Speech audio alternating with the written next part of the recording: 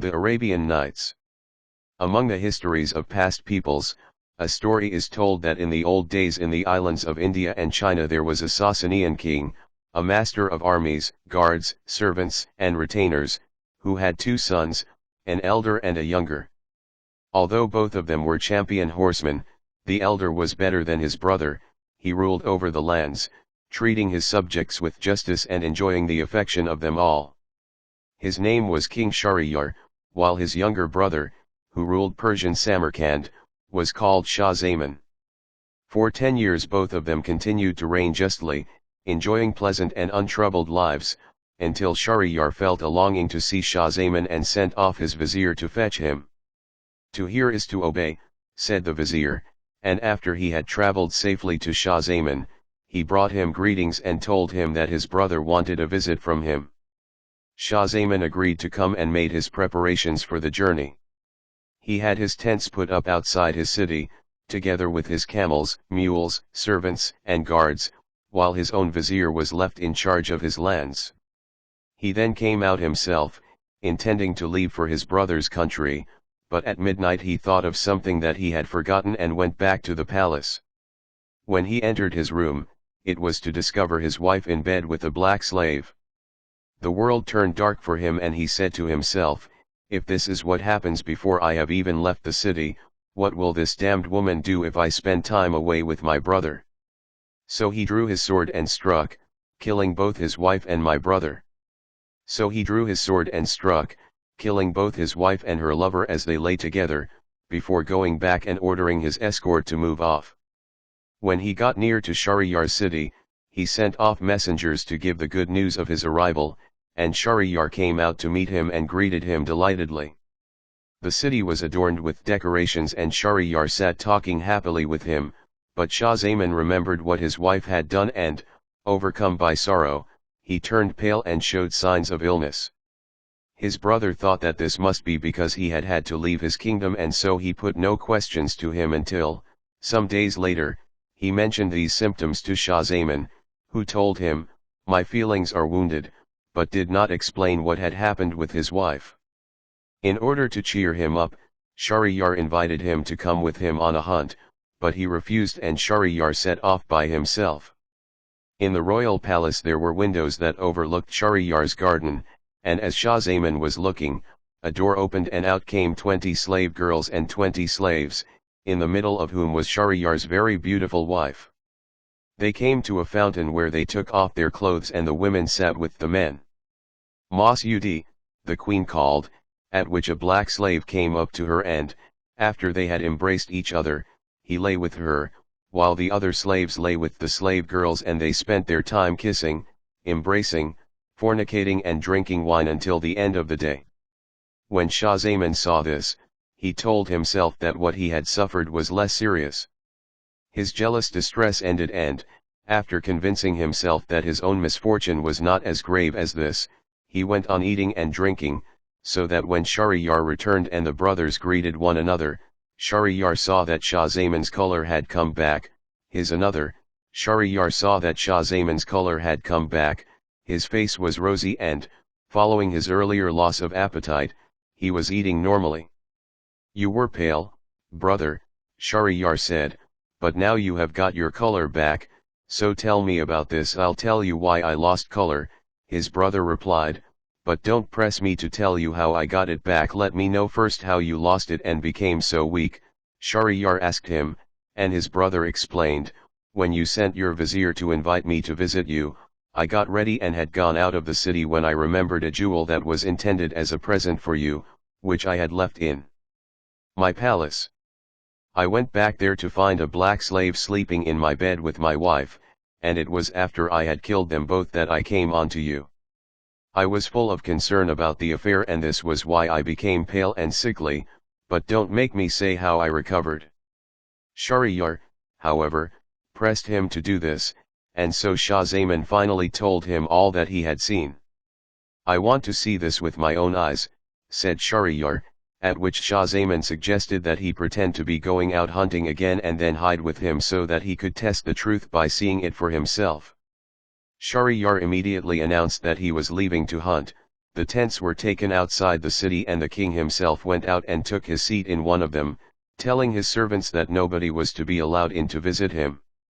Then secretly he made his way back to the palace where his brother was and sat down by the window overlooking the garden.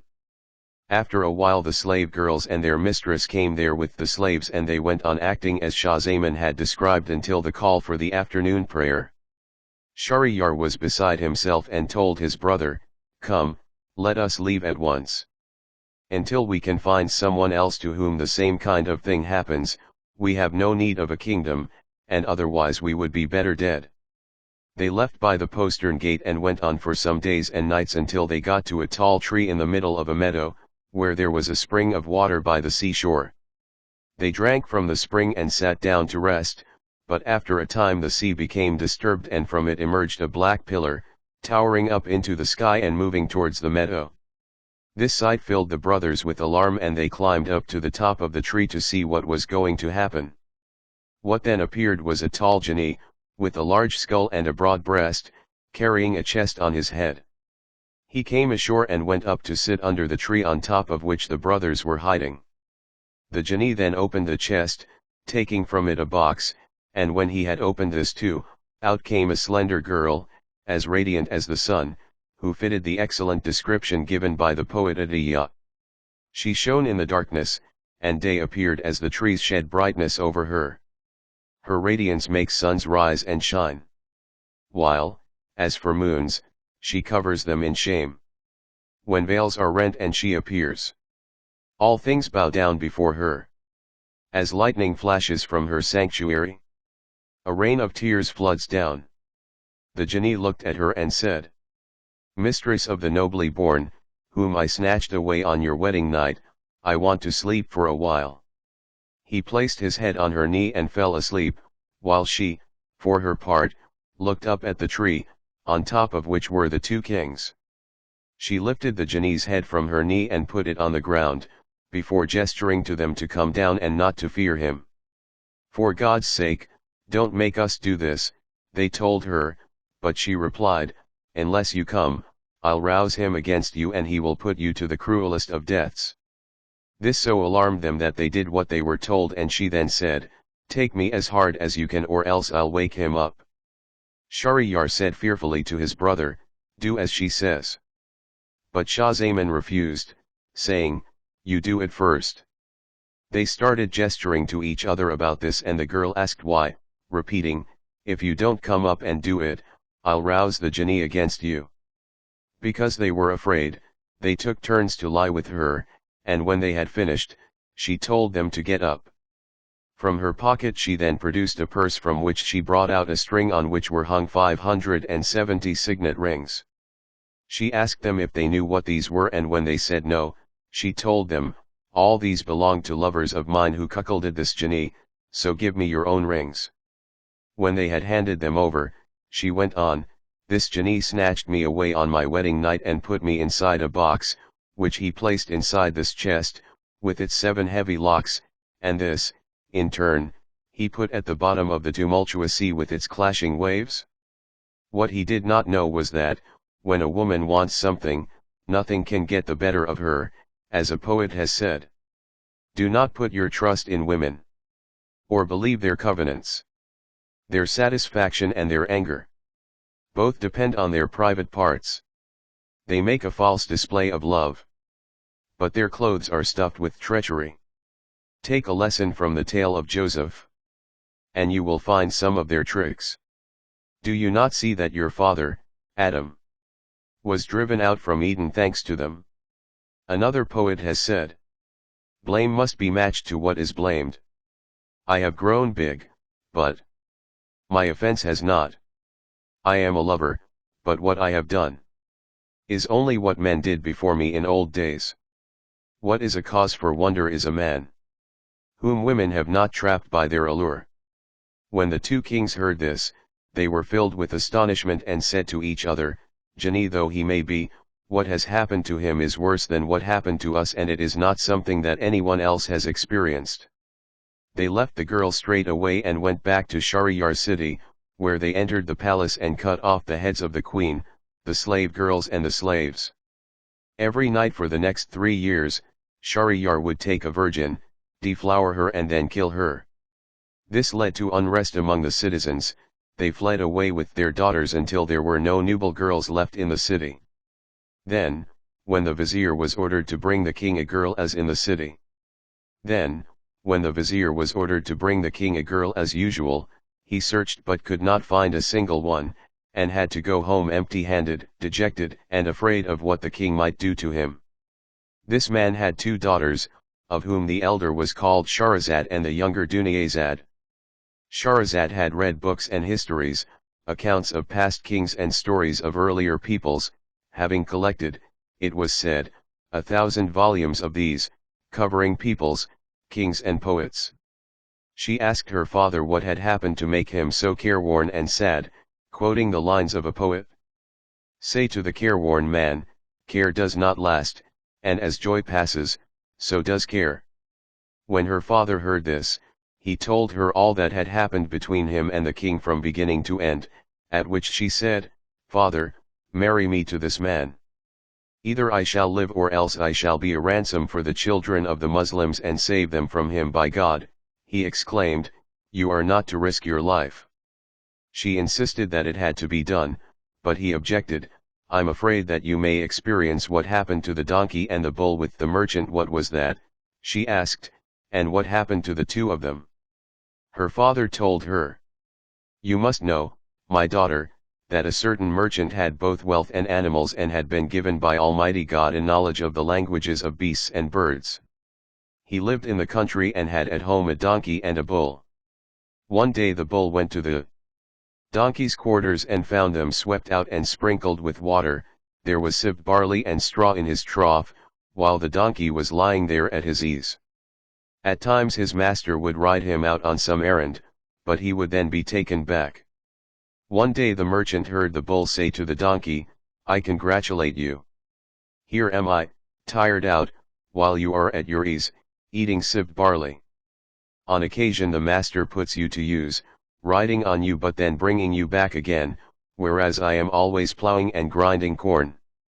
The donkey replied, When they put the yoke on your neck and want to take you out to the fields, don't get up, even if they beat you, or else get up and then lie down again. When they bring you back and put beans down for you, pretend to be sick and don't eat them, for 1, 2, or 3 days neither eat nor drink and you will have a rest from your hard labor. The next day, when the herdsman brought the bull his supper, the creature only ate a little, and next morning, when the man came to take the bull out to do the plowing, he found him sick and said sadly, this was why he could not work properly yesterday. He went to the merchant and told him, Master, the bull is unwell and didn't eat any of his food yesterday evening. The merchant realized what had happened and said, Go and take the donkey to do the plowing all day in his place. When the donkey came back in the evening after having been used for plowing all day, the bull thanked him for his kindness in having given him a day's rest, to which the donkey, filled with the bitterest regret, made no reply. The next morning, the herdsman came and took him out to plow until evening, and when the donkey got back, his neck had been rubbed raw and he was half dead with tiredness. When the bull saw him, he thanked and praised him, but the donkey said, I was sitting at my ease, but was unable to mind my own business. Then he went on, I have some advice to give you. I heard our master say that, he went on, I have some advice to give you. I heard our master say that, if you don't get up, you are to be given to the butcher to be slaughtered, and your hide is to be cut into pieces. I am afraid for you and so I have given you this advice. When the bull heard what the donkey had to say, he thanked him and said, Tomorrow I'll go out with the men. He then finished off all his food, using his tongue to lick the manger. While all this was going on, the merchant was listening to what the animals were saying. The next morning, he and his wife went out and sat by the byre as the herdsman arrived and took the bull out. When the bull saw his master, he flourished his tail, farted, and galloped off, leaving the man laughing so much that he collapsed on the ground. His wife asked why, and he told her, I was laughing because of something secret that I saw and heard, but I can't tell you or else I shall die. Even if you do die, she insisted, You must tell me the reason for this." He repeated that he could not do it for fear of death, but she said, "You were laughing at me," and she went on insisting obstinately until she got the better of him. In distress, he summoned his children and sent for the Qadi and the notaries with the intention of leaving his final instructions before telling his wife the secret and then dying. He had a deep love for her, she being his cousin and the mother of his children, while he himself was 120 years old. When all his family and his neighbors were gathered together, he explained that he had something to say to them, but that if he told the secret to anyone, he would die. Everyone there urged his wife not to press him and so bring about the death of her husband and the father of her children, but she said, "I am not going to stop until he tells me, and I shall let him die." At that, the others stayed silent while the merchant got "shall let him die." At that, the others stayed silent while the merchant got up and went to the bier to perform the ritual ablution, after which he would return to them and die. The merchant had a cock and 50 hens, together with a dog, and he heard the dog abusing the cock and saying, "You may be cheerful, but here is our master about to die." When the cock asked why this was, the dog told him the whole story. "By God," exclaimed the cock, "he must be weak in the head. I have 50 wives and I keep them contented and at peace while he has only one but still can't keep her in order. Why doesn't he get some mulberry twigs, take her into a room and beat her until she either dies or repents and doesn't ask him again?" The vizier now said to his daughter Shahrazad, "I shall treat you as that man treated his wife." "What did he do?" she asked, and he went on. When he heard what the cock had to say to the dog, he cut some mulberry twigs and hid them in a room, where he took his wife. "Come," he said, "so that I can speak to you in here and then die with no one looking on." She went in with him and he locked the door on her and started beating her until she fainted. "I take it all back," she then said, and she kissed his hands and feet, and after she had repented, she and her husband went out to the delight of their family and the others there. They lived in the happiest of circumstances until their deaths. Shahrazad listened to what her father had to say, but she still insisted on her plan and so he decked her out and took her to King Shahryar. She had given instructions to her younger sister, Dunyazad, explaining, "When I go to the king, I shall send for you. You must come, and when you see that the king has done what he wants with me, you are to say, 'Tell me a story, sister, so as to pass the waking part of the night.' I shall then tell you a tale that, God willing, will save us." Shahrazad was now taken by her father to the king, who was pleased to see him and said, "Have you brought what I want?" When the vizier said yes, the king was about to lie with Shahrazad but she shed tears and when he asked her what was wrong, she told him, "I have a young sister and I want to say goodbye to her." At that, the king sent for Dunyazad, and when she had embraced Shahrazad, she took her seat beneath the bed, while the king got up and deflowered her sister. They then sat talking and Dunyazad asked Shahrazad to tell a story to pass the waking hours of the night. "With the greatest pleasure," replied Shahrazad, "if our cultured king gives me permission." The king was restless and when he heard what the sisters had to say, he was glad at the thought of listening to a story and so he gave his permission to Shahrazad.